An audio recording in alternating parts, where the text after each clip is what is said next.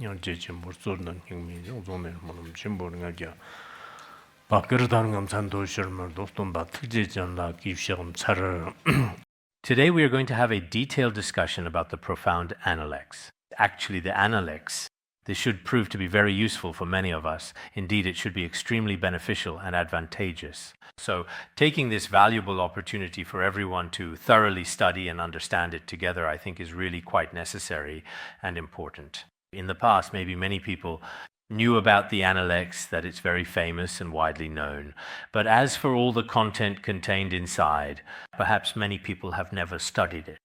No matter what ethnicity you are, after learning it, it should be helpful in how to conduct yourself, handle affairs, and interact with others in all aspects. It should be extremely helpful for oneself. In Buddhism, we have many key instructions regarding personal character and conduct.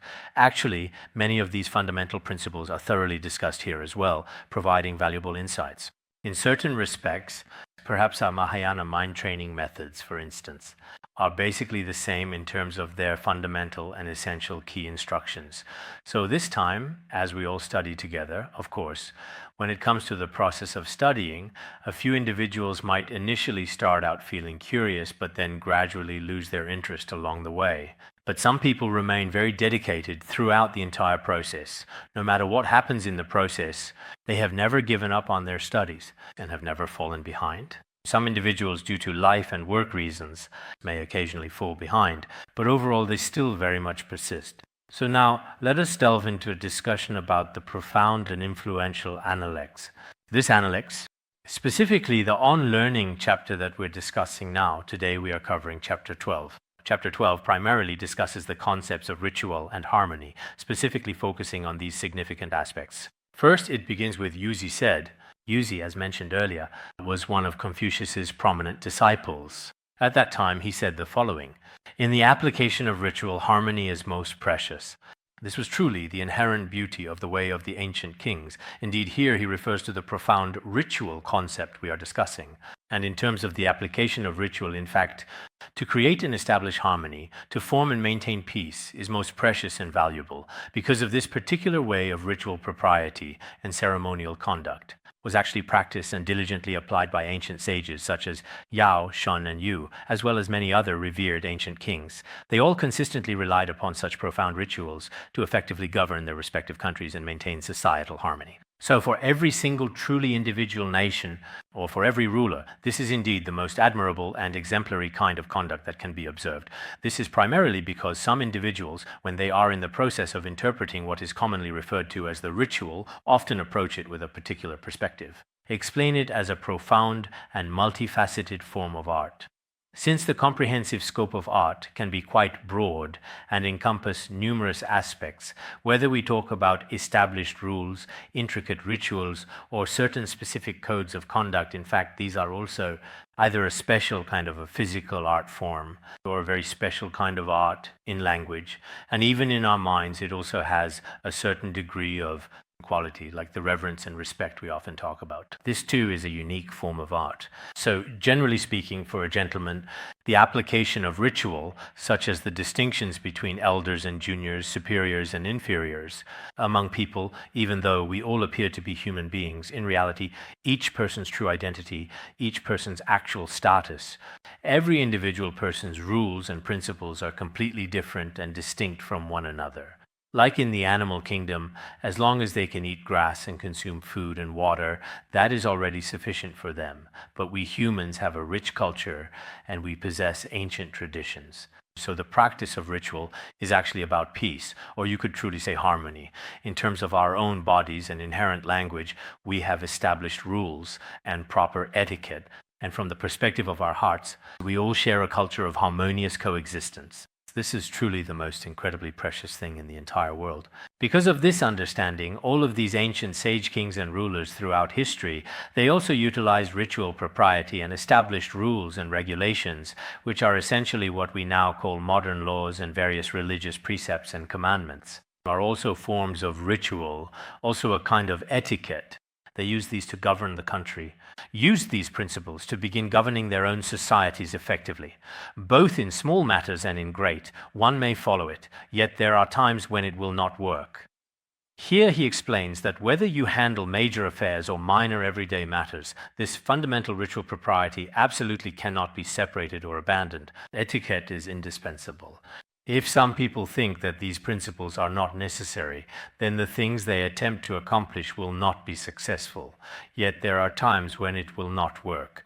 You can also explain and justify in this way. There are also ways to explain it like this. For some things, no matter how truly big or incredibly small they may be, in actual fact, ritual is something that you absolutely cannot do without. If something cannot be done, it is about knowing harmony and seeking harmony.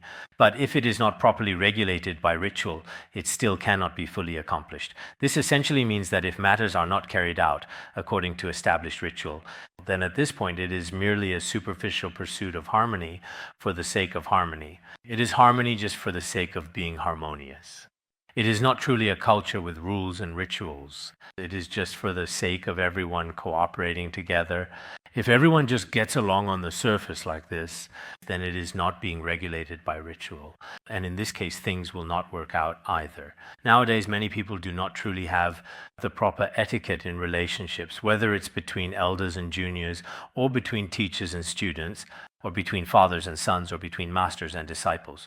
There is a lack of ritual etiquette in these kinds of relationships. It's just a matter of getting along with each other in a certain setting. It's merely mutual cooperation. For example, between teachers and students, according to traditional culture, students do have the identity of being students. Teachers have the identity of being teachers, but students toward teachers should always have a sense of respect. In the Sigalovada Sutta, it is said that there are 5 duties between parents and children, and 5 duties between husband and wife, and also 5 duties between master and disciple. When discussing the 6 directions, each side mutually has 5 principles, 5 fundamental guidelines to follow. However, if we constantly and blindly emphasize so-called democracy, so-called equality, and so-called treating everything with complete impartiality and uniformity, then in such circumstances and situations like this, then we might all have a certain shared culture, or a certain concept in mind. Even in the way we address each other nowadays, for example, in Tibetan, there are specific terms of address for teachers, and there are honorifics for parents, ways of addressing people with respectful language. But if we don't have this, just like in some cultures nowadays, when teachers write to students, they also use dear, and students address teachers in pretty much the same way. If that's the way people address each other, then perhaps under that particular culture, there is a genuine sense of equality. But maybe there isn't true equality in reality. Because in certain areas of knowledge and experience, there are truly many things to learn. True equality is actually very difficult to achieve. Therefore, it is particularly important and essential that we possess this kind of ritual cultural foundation and understanding. If you don't have this type of ceremonial propriety, or in other words, these kinds of fundamental rules and guidelines, then in reality, humans and animals would have no significant, meaningful difference between them. This is also precisely what was said in the ancient Book of Rites in the past. The actions of sages were to use propriety to teach people. As wise sages, they consistently taught others through their profound propriety. It is proper etiquette that truly distinguishes humans from animals. Humans possess a sense of propriety, but as for the animals, they do not. They don't have a culture of propriety. That is truly the difference between them. Perhaps everyone has already heard this story before. There was once a powerful and respected king of the ancient state of Qi named Duke Jing of Qi.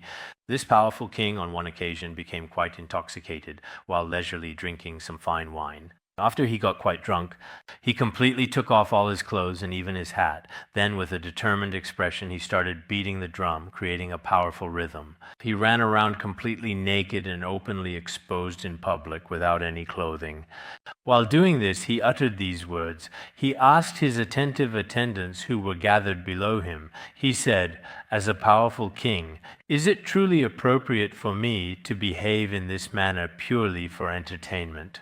At that time, he asked his subordinates, and these subordinates, in order to please him, said, "Ah, this is great. A king is just like any other ordinary person, possessing flesh and a physical body. So there's absolutely nothing wrong with this particular situation in any way.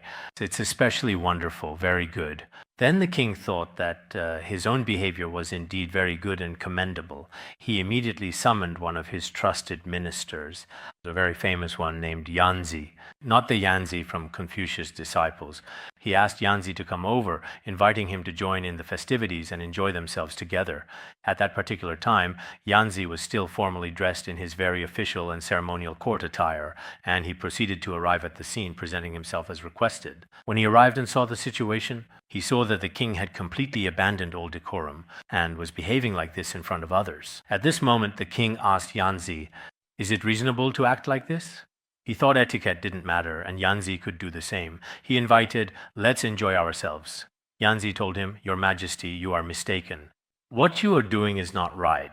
If there is no etiquette, some of the officials here have strength and wisdom far greater than mine and far greater than yours as well. If there is no etiquette, then they have no reason to show you respect or to make you king. If there is no etiquette, you also have no reason to treat them as your own subordinates. There is no need to consider them your subordinates." He said, "The Book of Rights already clearly states, if there is no proper etiquette, there is truly no discernible difference between people and animals, between humans and all other living things." Even though he was his superior, he still gave him a stern lesson. Sometimes this is very necessary. In some aspects of our current culture, as long as someone is in a higher position, people just blindly flatter them. Wow, whatever you do is just wonderful. It's especially great, especially impressive. Wow, this is really quite good. But this particular kind of thing is of no real benefit to the ruler either. Then, when he said this at that very moment, he said, "What you are currently doing, your actions, are truly and utterly unreasonable." The king then responded, "But my own actions, the things I do, the people who surround me, they all consistently say that what I am doing is good and commendable. Should I in this situation kill them? They're the ones who told me to do this." Then Yanzi told him, "Your Majesty, you absolutely shouldn't kill them. Actually, right at this very moment, if the ruler's own personal conduct is truly proper and exemplary, then those below him simply cannot be swayed or led astray." It was only at this crucial point that the king fully understood. So what we profoundly call propriety here, in certain situations, is indeed truly very, very necessary. Nowadays, people think that so-called propriety is just an outdated idea, that it's a rigid behavior, and that it doesn't really mean much to us. Now, we are truly open and can do whatever we want, doing whatever we think of, and that's what makes us happy. At certain times, perhaps that might be true, but sometimes if circumstances continue in this manner, the eventual outcome may not be very good at all. So now when it comes to the essence of wisdom in traditional culture, we should carefully compare it with the current popular attitudes and behaviors of people. We're not saying that absolutely everything from ancient times was truly wonderful and inherently good. That's not necessarily the case. Times have changed, and now, in today's world, many things may no longer be applicable or usable. There's no need to insist on using them. But there is some knowledge that we can't ignore. If we do take it into consideration, it might bring significant changes and benefits to our words, our actions, and our behavior, respectively.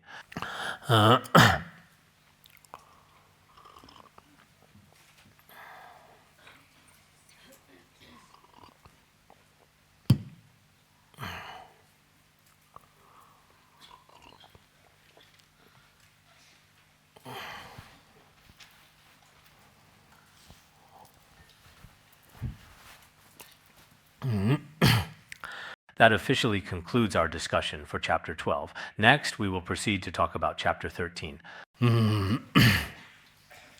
怎么讲的呢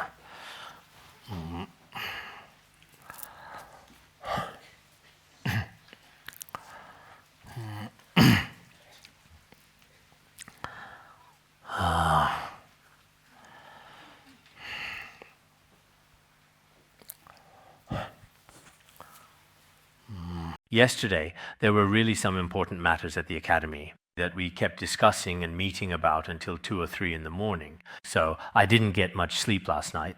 I might be a bit out of it today, maybe even talking in my sleep. If that happens, someone next to me should wake me up. just sprinkle a little water on me. That will work, okay? Or chant Om Sambara Sambara, something like that. Next is Yuzi said. Earlier, it was also Yuzi, right? This is also something that Yuzi himself said too. If your word is close to what is right, it can be kept. If your reverence is close to propriety, one will avoid disgrace. If one does not lose the affection of those close to him, he can truly be regarded as a model. Here, there are three distinct levels of meaning. What this means is that trustworthiness must conform to righteousness and ritual propriety. Trust refers to credibility and reliability, right? Or whether we're talking about creditworthiness or personal promises and commitments, all of these fundamental elements must absolutely conform to and align with true and the actual prevailing current circumstances of the situation. Whatever you have promised and committed to must necessarily be suitable and appropriate for your fundamental principles. If that's truly the case, then your words can be absolutely trusted and completely relied upon. The promises you genuinely make can indeed be fully and completely fulfilled. Your credibility, therefore, perfectly matches and aligns with reality. It's not merely that you make a promise or simply agree to something, but when it actually comes time to truly carry it out, it seems that your initial promise and the actual current situation are quite different, are very far apart from each other. Many young people nowadays, when they are faced with anything at all, unfortunately do not take the time to properly observe or carefully analyze it first, and then immediately make a promise. But in the end, during the process of putting it into practice, they regret it themselves. This happens in many aspects of our daily lives as well. Why is it that in the end you can't fulfill your promise? In fact, it may be that from the very beginning, sometimes you lack social experience, and sometimes, quite often, you don't have very detailed or comprehensive wisdom. Because of these significant reasons, you ultimately end up deeply regretting it, truly. Things like this often happen in daily life. So here, what you promise yourself must be in line with reality and reason. You need to have this kind of flexibility. It's not that just because you made a promise, you have to stubbornly stick to it, clinging to it, like waiting by a tree for a rabbit. There is a fascinating story recounted in some very old commentaries, which vividly tells of a man who meticulously arranged to meet a particular woman under a bridge. However, the woman didn't show up as expected, so the man kept waiting patiently there still. When it got to midnight, a significant flood occurred. But when the flood came, maybe the man was a bit foolish. He kept thinking, I can't leave this place. I made a promise. Then he continuously held on to and embraced the bridge pillar, and finally he was already drowned to death. This is also a kind of historical lesson, right? It tells us that when we are doing anything in life, we should sometimes have a certain flexibility. But this kind of flexibility should also, as much as possible, not go against our own promises. A promise is worth 1,000 pieces of gold. We often say, a gentleman's word cannot be chased by 4 horses. Generally speaking, people with wisdom and intelligence regarding what they have promised and committed to, they will not go against their own promises. In Tibetan regions, there is a particular saying called that the promise he makes on the day he is born remains firm even when he leaves this world. There is such a saying. So, first and foremost, this is mainly and primarily about the crucial concept of trustworthiness. This is how trustworthiness is explained. Next, the second aspect. Respectful conduct in accordance with propriety keeps one far from disgrace. Our sense of reverence, perhaps respect and reverence are somewhat different. When it comes to this kind of reverent behavior, it actually also needs to conform to the proper etiquette. If we show extreme reverence to everyone, even bowing to all, then that's not really appropriate. In Tibet, we have a term called lapdog. A lapdog wags its tail very happily and licks the feet of every single person it encounters. There is no justifiable need or valid reason for such an action. Generally speaking, when individuals genuinely demonstrate reverence, it should originate from a profound and sincere heart, filled with deep respect and genuine honor. If you truly, like the Bodhisattva, never disparaging, show reverence to all sentient beings as the Buddha did, then it's fine to be reverent to everyone, and you don't need to follow any particular etiquette. But if that's not the case, then you need to discern who is truly worthy of your reverence and who is not worthy of your reverence. So you must have a set of principles. If your reverence lacks principles, in fact, it also undermines the very idea of etiquette. Nowadays, people throughout the entire world have no real established rules, and whatever each individual person thinks in their own mind has already become the accepted rule. Some young people today tend to think in a very simplistic way. A couple of days ago, should be this June, right? There were 4 young girls all together in one place who went out together to eat hotpot. Finally, when paying the bill and handling the money matters, the 4 of them started arguing and quarreling. After they began arguing, it seemed like they had been classmates since high school together. Later, one of them found a job, while the others seemed to be elsewhere. But the one who eventually found a job, her salary wasn't very high, yet she insisted on paying, over 1,000 yen nonetheless. The others wouldn't agree to it. In the end, maybe because they had been drinking, on the one hand, they started to get really emotional about this matter, and the 4 of them fought over it. After one person paid the bill, the others couldn't accept it. One of them slit her wrists and died on the spot. Then another one also couldn't get over it, and immediately went out and jumped into a nearby river or a pool to commit suicide. So, in just a very short period of time, all this unfortunate event happened just over the simple act of paying the bill.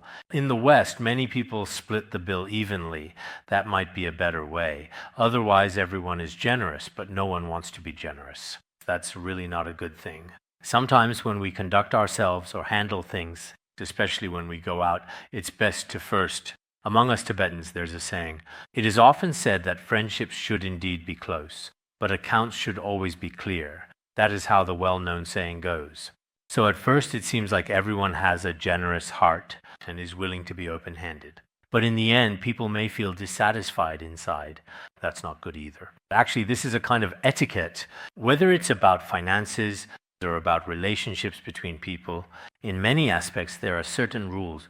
If these rules aren't established from the start, and things are often handled in a rather muddled way at first, then in the end, relationships between people will also, whether it's about significant financial matters or complex interpersonal relationships, people will inevitably start to lose trust in each other. That's truly not good at all, and it can have serious and far-reaching consequences for society as a whole. Actually, showing respect is truly very necessary, but when it comes to respect, you should show it to your teachers, to your parents, and to all of these people. Some people say, oh, respect isn't necessary, but that's actually not the case. When a truly high-ranking and esteemed leader arrives, for example, when His Holiness visited various Western countries, some people would genuinely say, we're all equal. So in that particular case, is showing due respect absolutely necessary or not? Later, His Holiness said, well then, I think it was in the United States at the time. If that's the case, when President Clinton comes, try kicking him with your foot and see what happens. Will the security guards around him arrest you or not?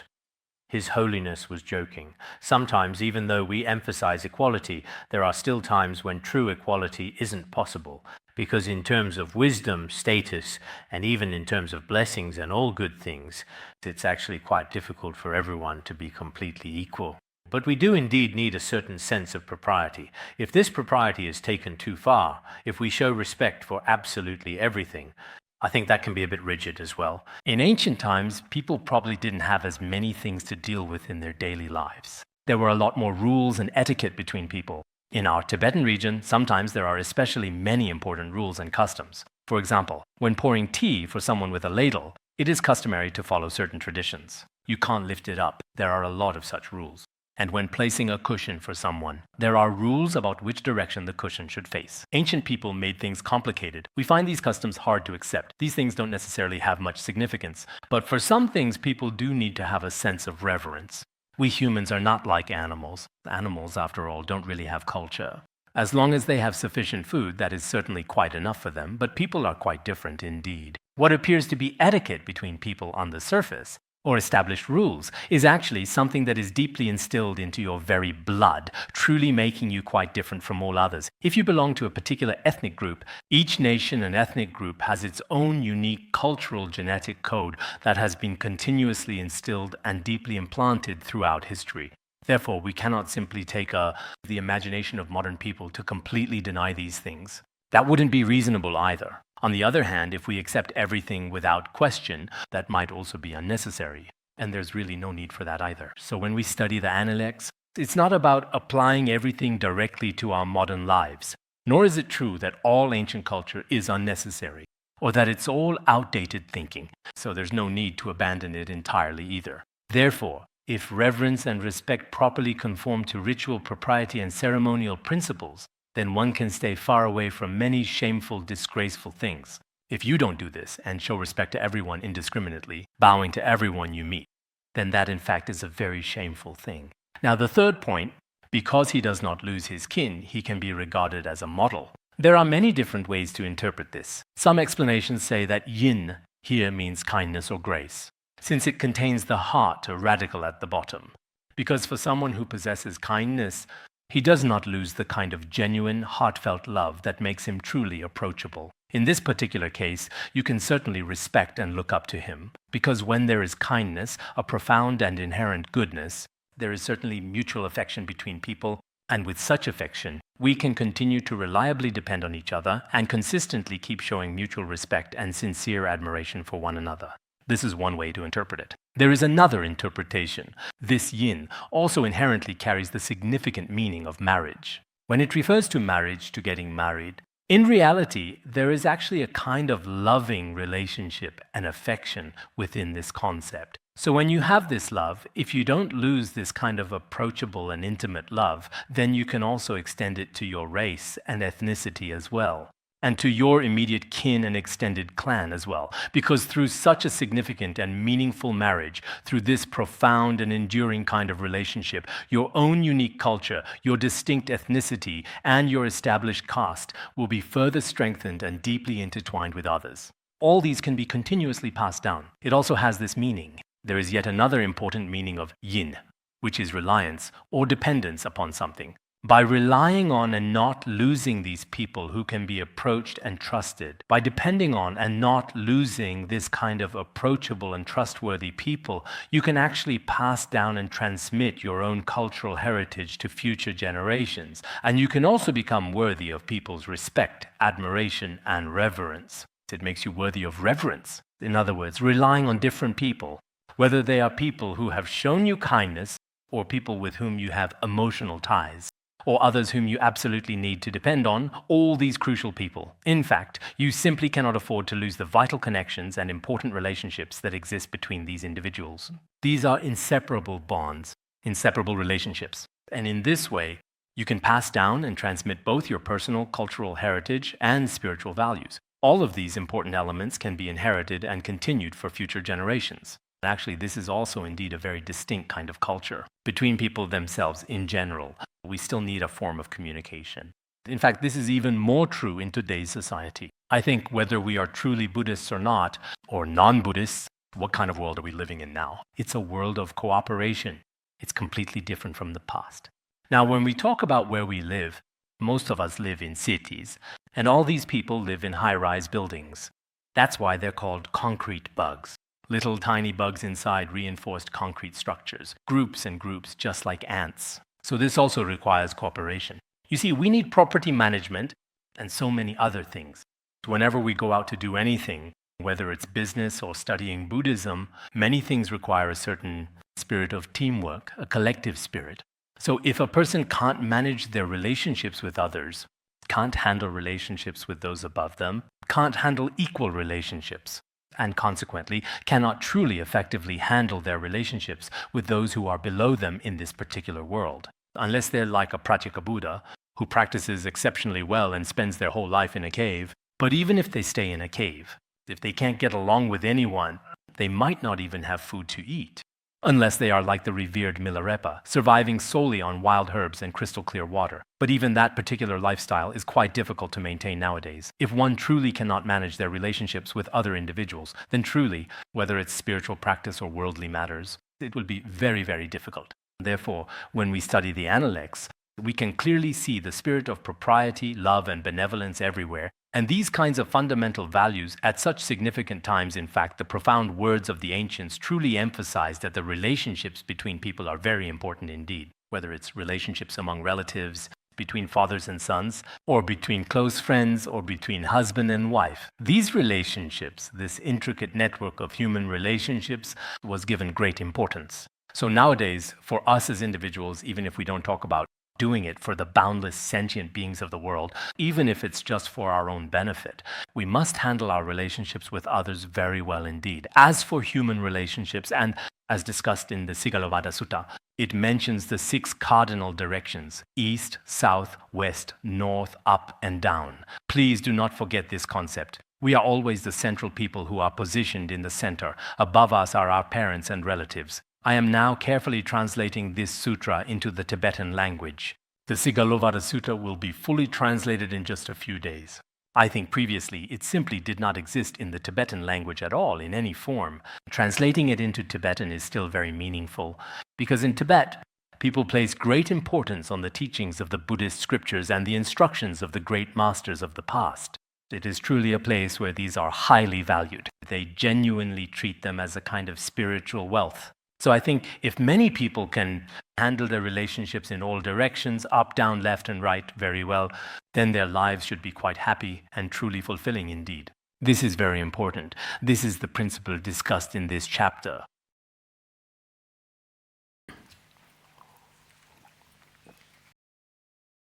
Now let's talk about chapter 14.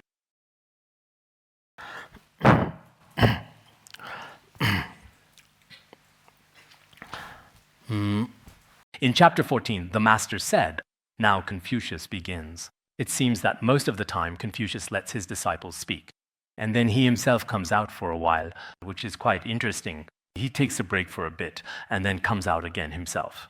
The master said, this is what Confucius said. A true gentleman does not seek to eat his fill, nor does he seek comfort in his dwelling. He is content with what he has. He is quick to act, but cautious in speech. He follows the way and corrects himself. Such a person can be called truly fond of learning. Here he says, as a gentleman, one should have these qualities. Not to have excessive demands regarding food and drink at all times. In ancient times, it might have simply meant not seeking to be full, but actually, not seeking to be full truly means not being overly extravagant, especially picky, saying this food isn't good, and that food isn't good either. Some time ago, a devoted practitioner complained food in a place wasn't good and insisted on driving to another place. A while, no one knew what to do for such a devoted practitioner.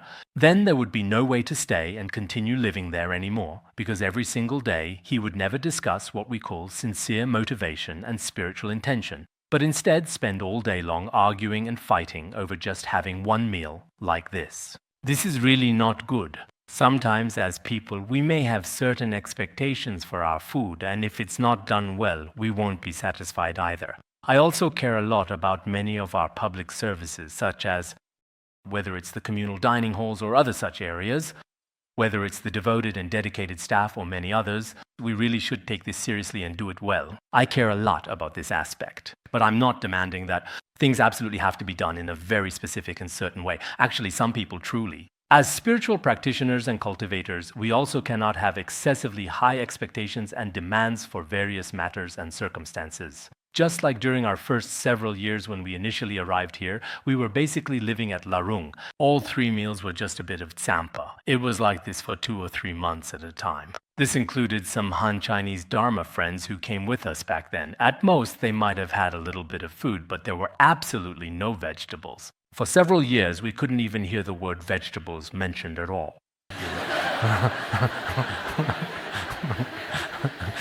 Just like people in remote borderlands cannot hear the Buddha's name being spoken or taught.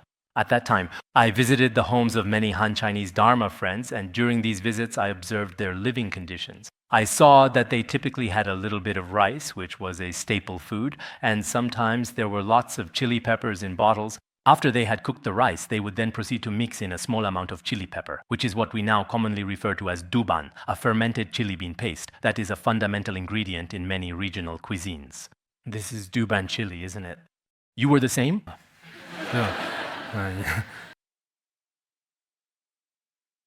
You were raised on the flavors of chili. But at that time, it was true that this was a common occurrence. Our practice was actually quite diligent. There weren't really any other distractions like cell phones or all sorts of other things. Every single day was entirely spent on intensive studying. And we certainly didn't sleep very much either. There were almost no other significant distracting factors present at all. Actually, when you're studying, it's really important to reduce distractions. Don't have too many demands when it comes to food. One thing is not to have high expectations for food. Don't be too extravagant or luxurious. And secondly, regarding your place of residence, when it comes to where you currently live, you also shouldn't demand too much comfort or excessive luxury. Wow, the decoration. The other day, I saw a Dharma friend moving house. Her room was completely filled with all kinds of different bags, all packed to the brim. You couldn't even figure out how to walk through it. Just a couple of days ago, around the apartment block, I saw another Dharma friend. I said, "Wow, you have so many things." I wondered, who knows, maybe it's all pure gold or shimmering silver inside. Even if it's a very quiet and secluded place, if there are too many messy things around, your mind might also get a bit chaotic. As practitioners, we should genuinely strive to be more frugal and live simply. I do not expect all lay people in the entire world to achieve this completely. I am certainly not demanding that. Some people in the world, for all sorts of various and understandable reasons, might still need to have certain things, but especially for those individuals residing in Buddhist institutes or within some truly pure Dharma centers, I have personally observed many dedicated practitioners in Theravada Buddhism. Even today, when I see the way they live, it's extremely simple and very pure. They don't really have much in the way of excess possessions. Apart from their 3 essential meals each day and their 3 simple robes, when I personally went to Thailand, Cambodia, and many other similar places and observed their humble dormitories, I truly felt envious of their contentment and few desires. So generally speaking, when Confucius talks about this here, he says that as a true gentleman, one should not have high demands regarding food, clothing, or housing. You shouldn't set your expectations too high. Then the third point is quick to act. When it comes to handling matters, one should not be lazy. You should be sharp and hardworking. And be very cautious and thoughtful with your words. Don't just impulsively say whatever comes to mind. In the end, what you carelessly say yourself could potentially put you in significant danger. This unfortunate situation happens to many, many people in the past when some people were expelled from our institute. In the end, it was their own actions that led to it. There were many different reasons for this. Ultimately, they also had no choice but to leave. So when we do things, we should be very diligent, serious, and hardworking. And when it comes to speaking, when it's appropriate to speak, just as it is said in the Gentleman's Code of Speech and Conduct, when it's time to speak, speak earnestly. When it's not the right time, then don't speak. We should be very mindful and exercise extreme caution regarding the overall appropriateness of our words. Then goes to those who possess the way to be corrected. That is to say, rely on those genuinely upright people who diligently follow the way. In this manner, we can effectively correct our undesirable habits.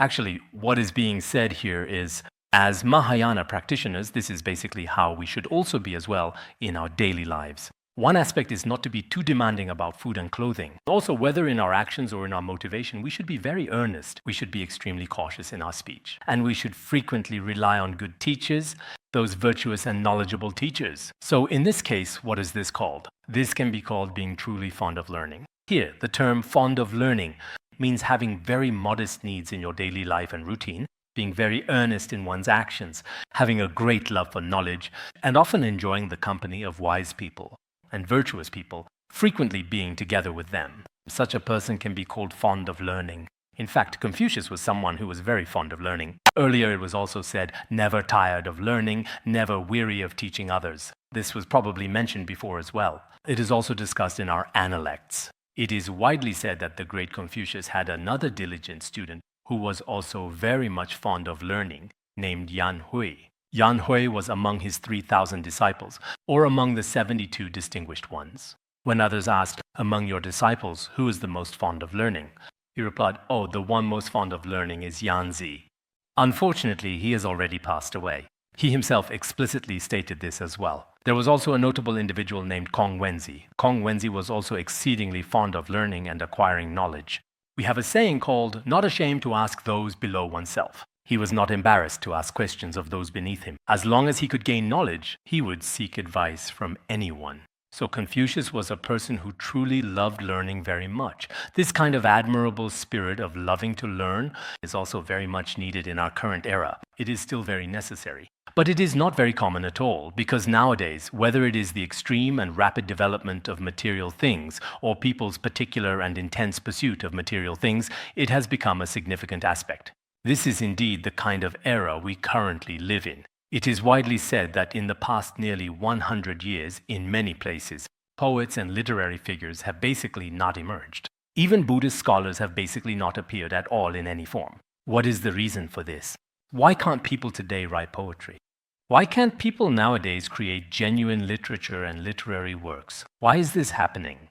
Perhaps it's because most of us are not eager to learn and study, and most people have been contaminated and polluted by material desires and the 5 sensory pleasures and 6 worldly dusts. They are deeply immersed in these cultural phenomena all day long, and as a direct result of this constant exposure, many of us may have truly and profoundly absorbed a vast array of influences. A significant number of young people nowadays basically spend every single day from dawn till dusk completely immersed in all kinds of popular and niche cultural expressions. Or you could say in all sorts of useless information, just being caught up in all of these things. Some young people nowadays, many individuals borrow money and take out high-interest loans every single day, let alone learning anything new or acquiring valuable skills. Even for themselves, they might not be able to fully pay it back in their entire lifetime, which is a truly concerning situation. Nowadays, there are so many of these things online, and once you enter and get involved, there's no way out. Currently, some young people are engaging with completely valueless content. There's something called two-dimensional culture or anime culture that has no meaningful substance whatsoever. Like anime and various manga comics, these have been transformed into some form of art. Whatever products and creations they produce, in our Buddhist logic and reasoning system, there is a concept called pervasion or universal application. Their peripheral merchandise, including various related products and accessories, all of these items are also widely sold online. Furthermore, many businesses, especially in the current market, particularly love to craft and strategically launch all kinds of engaging advertisements, so that these young people who possess very little social experience, and actually, in reality, many college students right after graduation don't have much money. They don't really have any salary or anything like that. But just for the sake of acquiring so-called unique collectibles or highly sought-after limited editions, they possess a very extensive and diverse range of collections. What are these things they collect? All the things they collect look just like children's animated cartoons, and they meticulously analyze what kind of distinct personalities these characters possess, what exactly their specific roles are, and every single day they live within this kind of virtual world. For people of my particular age group, it's a very different experience. We don't really know what this world is like. Actually, in the current world and mindset of many young people nowadays, don't even mention or think about serving and benefiting all sentient beings or working dedicatedly for the welfare of all the people under heaven. Not to mention having any ideals in that regard. They are simply completely immersed in a truly captivating virtual world that's especially incredibly hard to genuinely escape from, almost like being addicted to drugs. In the end, they become addicted themselves and have no choice but to keep going in, spending a lot of money. If their family doesn't give them money, they start taking out loans online, and eventually, nowadays, there are all kinds of debt collection systems and organizations that are also very powerful. Every country has them. So in the end, their whole life, actually many young people nowadays are truly having a hard time. Some of them are now using drugs, and drug addiction is especially terrifying. I've also visited some rehab centers and prisons, and as long as someone tries it even once as a joke, or simply out of sheer curiosity, they can never truly quit for the entire rest of their life, you see. Once they're addicted, and this kind of addiction goes deep into their bones, so there's nothing that can be done. This isn't something we can overcome just by mindset. It needs to be addressed physiologically, unless your body has completely let go of it. For most people, drug addiction is impossible to quit. That's one aspect of it. And now the addiction to the internet is the same. It doesn't help when parents say something or when teachers say something. Parents are especially distressed. Our child is about to go crazy. What should we do? They don't show themselves all day long, spending the whole day watching online games. There's absolutely nothing that can be done to counteract it. It's a pervasive kind of mental poison. This insidious mental toxin is very much like the stimulating effects of caffeine, as it eventually stimulates the nervous system in the human brain. And it ultimately ends up severely damaging our delicate nervous system. So in this particular kind of modern era, a genuine and profound true love of learning, which is so essential for personal growth and intellectual development, is really not easy to find. But we still very sincerely hope that we should diligently study and work hard and apply ourselves.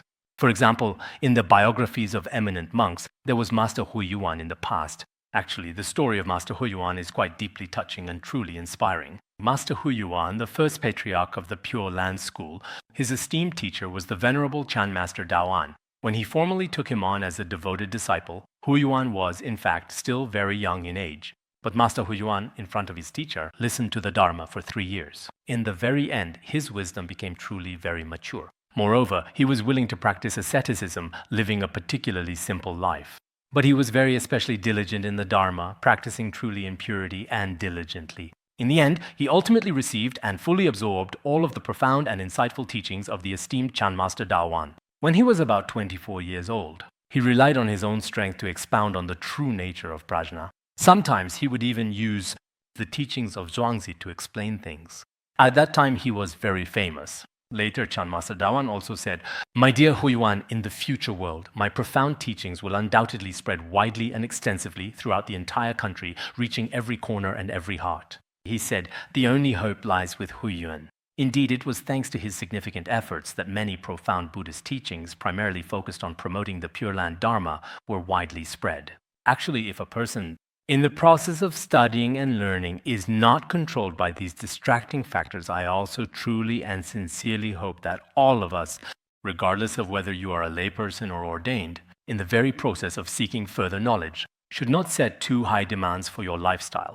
Basically, being able to live a truly simple and uncomplicated life is very good indeed. And as for your mind, don't let there be too many other various disturbances and entanglements. Otherwise, ordinary people are easily influenced, and your own conduct should be kept pure, so that in the future, the knowledge you acquire will be beneficial to sentient beings, and it will also be beneficial to yourself. So my suggestion is, even though the Analects is a work of traditional culture, there is still a great deal of profound and valuable knowledge truly in it. I've also been reading some of it recently, although my time is still quite limited indeed, and honestly it's a bit hard to squeeze it in. But I have about 20 different editions of the Analects here, different versions of the ancient and revered Analects, and I also, in addition to that, do indeed have not read all of them. But roughly, for example, the content we're discussing today, I check each part in every version, and it always feels quite meaningful. I personally enjoy reading books. I hope that many of us, at the very least, can read 1 or 2 books. If you want to learn, it might be a little bit more interesting if you really actually read a little bit. Let me show you a few of the books I used as references. This is Qian Mu, a master of Chinese studies, and his commentary on the Analects. He wrote it at Yale University. It is said that when he first arrived in the US, he didn't know English, and it was hard for him to pass the time there, so he wrote this book. At first, it was originally written in the vernacular Chinese language, and later on, it was meticulously turned into classical Chinese prose.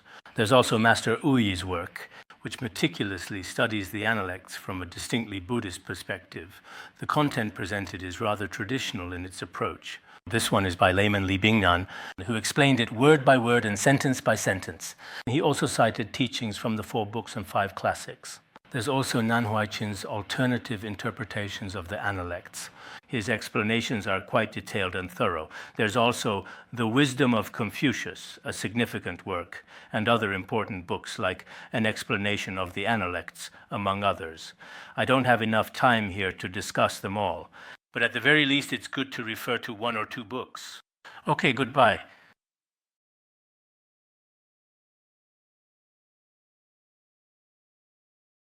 This is to prevent you all from falling asleep and dozing off during the lecture. It shouldn't happen, right? Next, we will discuss and go through Chapter 15 together. It would be best if we could finish it completely today, though it might run a little over time. So, what exactly does Chapter 15 of the text say? Now, the character, Zigong, appears. He says this very important statement. To be poor without being obsequious, and to be rich without being arrogant. How about that? He said, if you're poor, it's best not to be obsequious, because generally, when someone is poor, they might engage in all sorts of illegal behaviors, or do things that are not proper.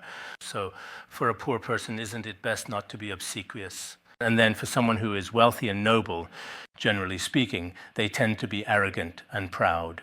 No arrogance, not being arrogant. Wouldn't that be very good? At that particular time, Zigong respectfully asked Confucius, I think poor people and wealthy people should be like this. Wouldn't that be very good? Confucius said, that would do. Confucius said, yes, that's fine. That is also good. But he didn't particularly affirm it. He didn't say, wow, that's excellent. He didn't say that. Why is that? The following explains. Not as good as being poor yet joyful or wealthy yet loving propriety. That was indeed his answer. Of course, that is perfectly acceptable too. But if one does not truly have being poor yet delighting in the way, then what happens? Even though one is poor, they enjoy and are joyful. In some versions it says delighting in the way. Perhaps delighting in the way is a bit better. We often talk about being content in poverty and delighting in the way. Of course, what you just mentioned is that a wealthy person is not arrogant and a poor person is not obsequious. Of course, that's also very good.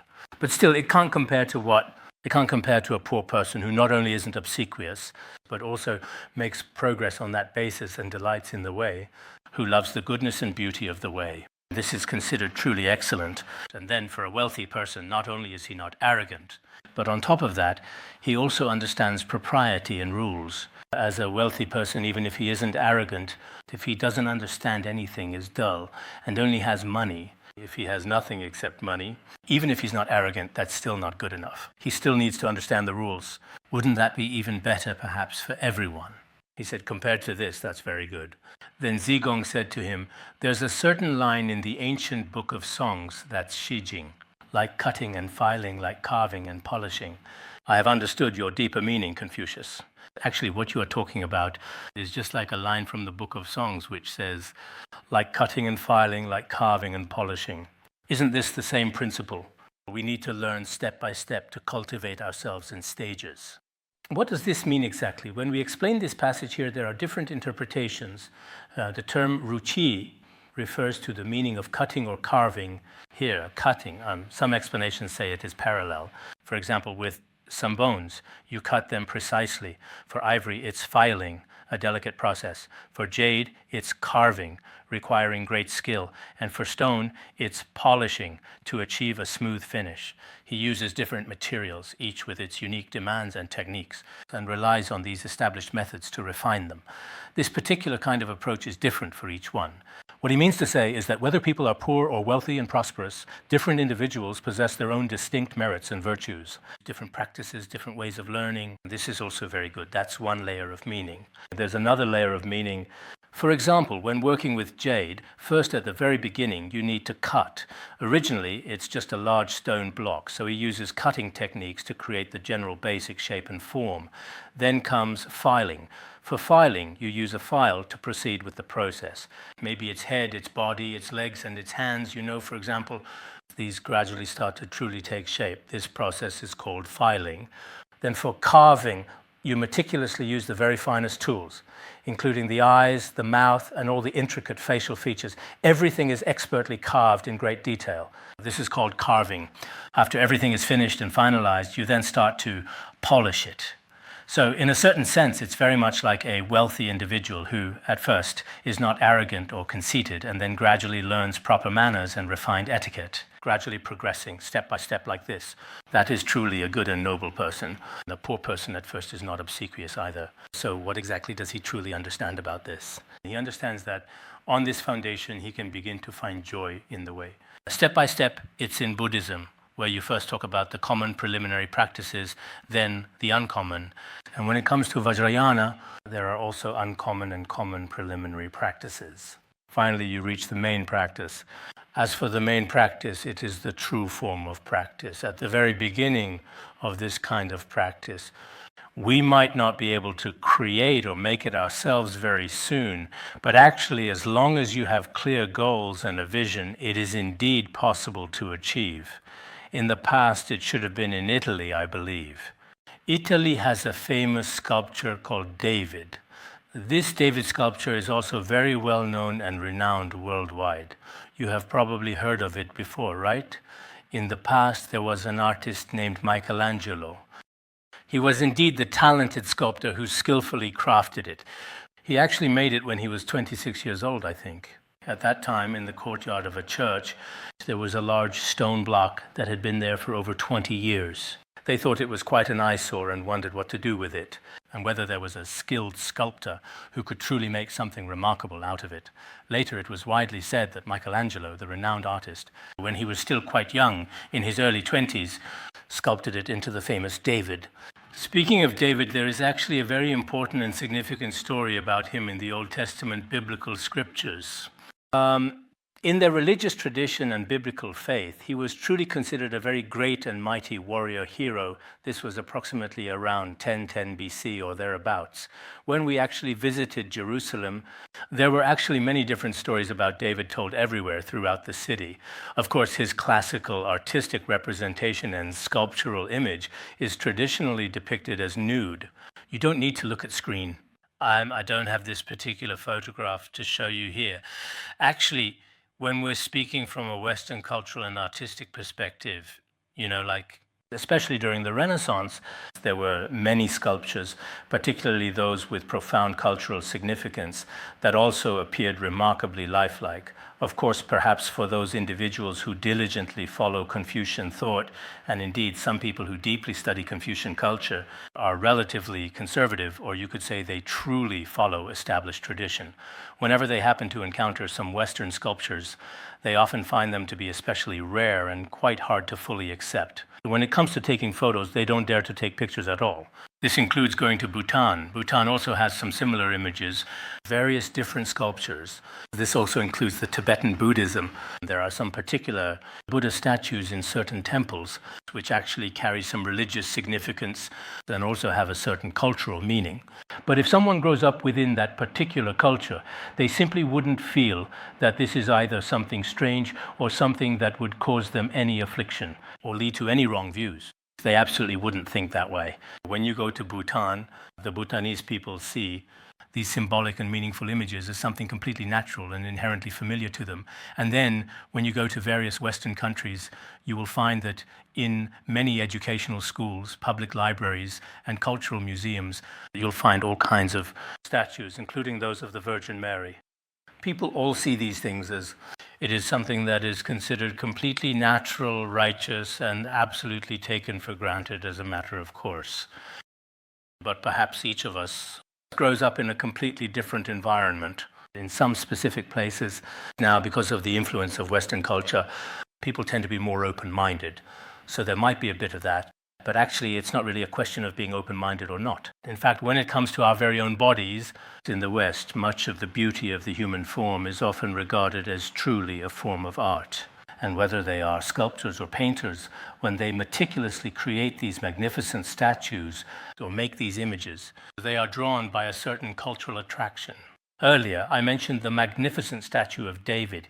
In Italy, this iconic masterpiece is typically about 3 to 4 meters tall. But this particular kind of statue, these magnificent statues have now existed for a remarkable 400 or 500 years. But every discerning painter or artist, when they truly see it, the first thing it brings them is a sense of culture. And what else does it bring? It brings them a profound sense of wisdom. But for some of us, it's a very different experience. The first reaction after seeing it might be to feel troubled. Just like I mentioned yesterday, some people, when they see shrimp, immediately think about how to eat them, that kind of thing. So some of us really do have this kind of mindset, which is especially rigid. And sometimes this rigidity is extremely selfish. They never even consider some of the deeper aspects, profound and hidden meanings behind it. They only think about things related to their own desires and to greed, anger, and ignorance. So in these particular respects, I think there's really no significant need to over-explain this remarkable sculpture. Actually, sometimes we as people should simply understand and appreciate the significance of many religions and cultures in this world. If we do that, it might actually be quite interesting. So that's actually what he really talked about. Like cutting and polishing, like carving and grinding. Isn't that what it means? He said, isn't that precisely what this particular statement refers to? Zigong then said, what you have just expressed should indeed mean that things should be done step by step in proper order. Is that precisely what you mean? Then Confucius thoughtfully said, yes, Zigong. Zigong, you are indeed very clever. Zigong, you are truly, truly impressive indeed. Even before I said it, you already understood.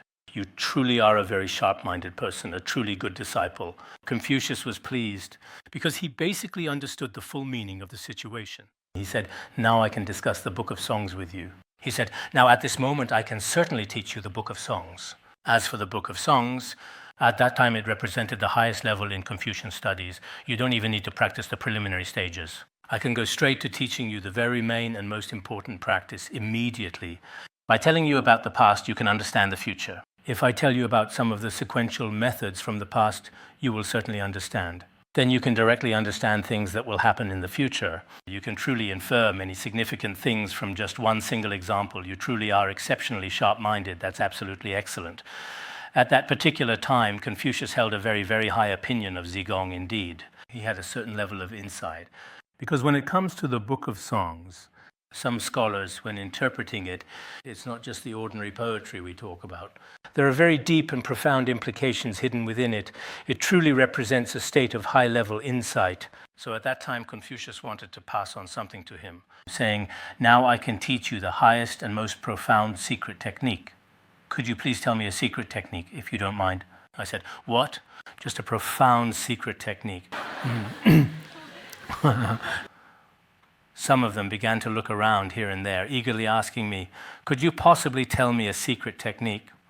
So Confucius said, all right, I will indeed tell you a very special secret technique. Now the very last one, number 16, this is chapter 16.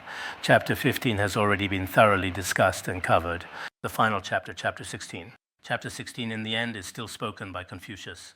Do not worry that others do not truly know you. Instead, worry that you do not genuinely and deeply understand others. Worry here means to be concerned or anxious. We shouldn't be concerned that others don't know us. It's perfectly fine if others don't know me. Nowadays, many people say, why don't you understand me? Why don't you know me? You're being irresponsible towards me. How can you not know me? According to Confucius. It's actually a good thing if others don't know you.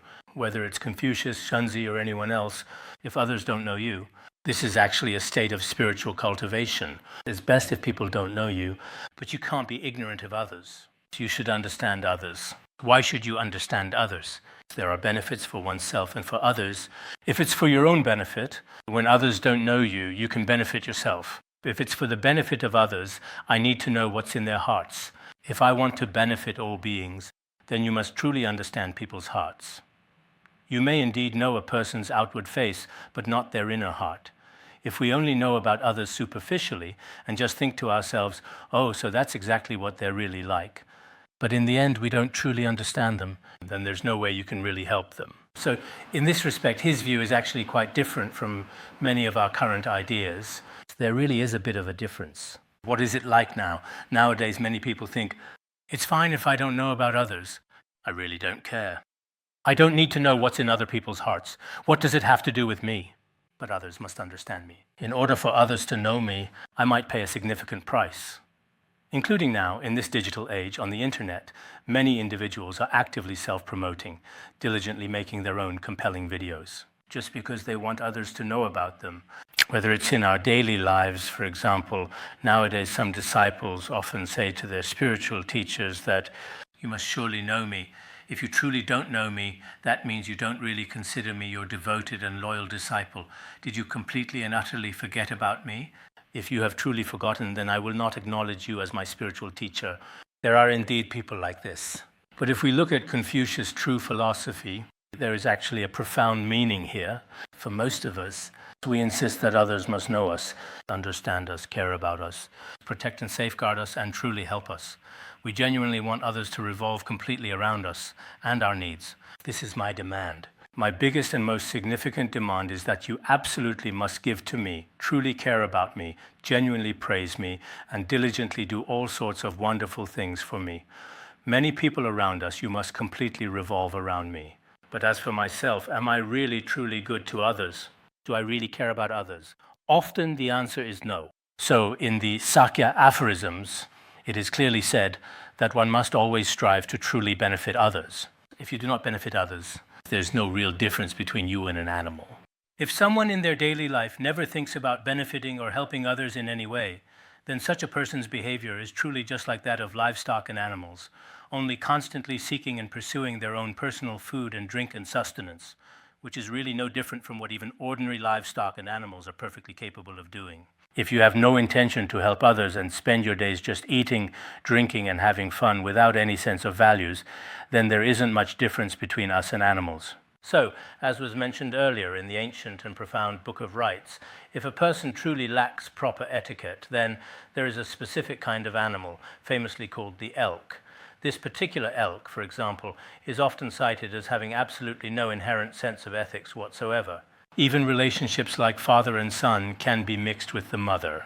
They live in this kind of way. So as human beings, we should inherently possess a profound sense of proper etiquette. And this essential sense of etiquette should always be fundamentally based upon genuinely benefiting others. Here, on the surface, it initially seems to clearly state, if others don't know me, I don't worry about it. But what do I worry about? That I don't know others. This statement is actually very important. I think among the things we've discussed today, one is worrying about not knowing others. Even if we can't remember anything else, remember worrying about not knowing others.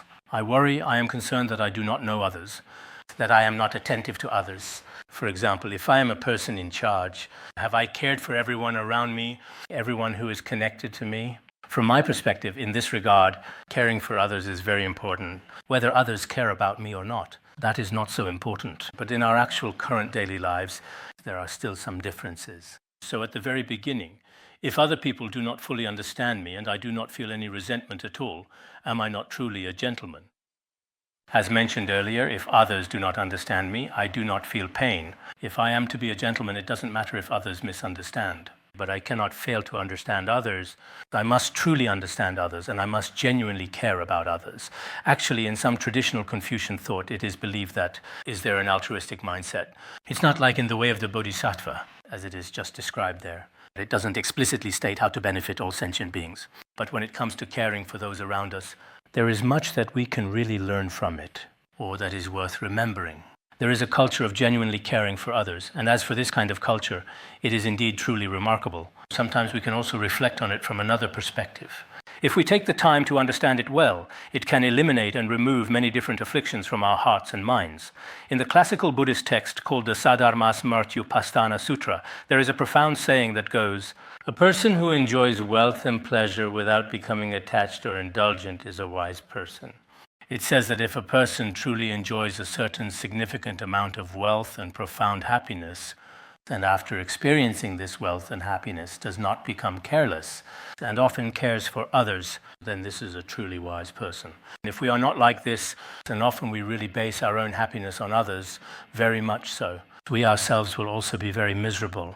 In fact, everyone should create their own personal happiness and contentment. If my happiness must be built upon others, then as soon as there is just any change in others, my happiness will truly collapse. It's just like trying to build a structure on ice.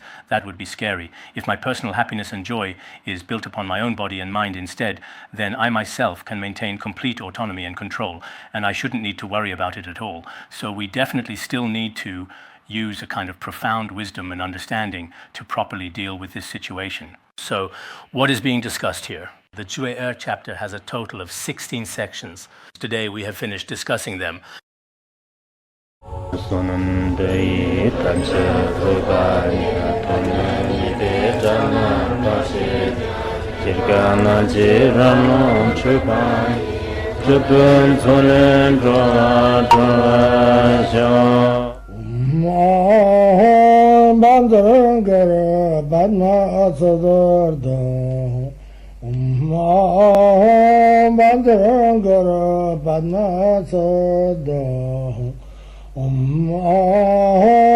Bandara Bandara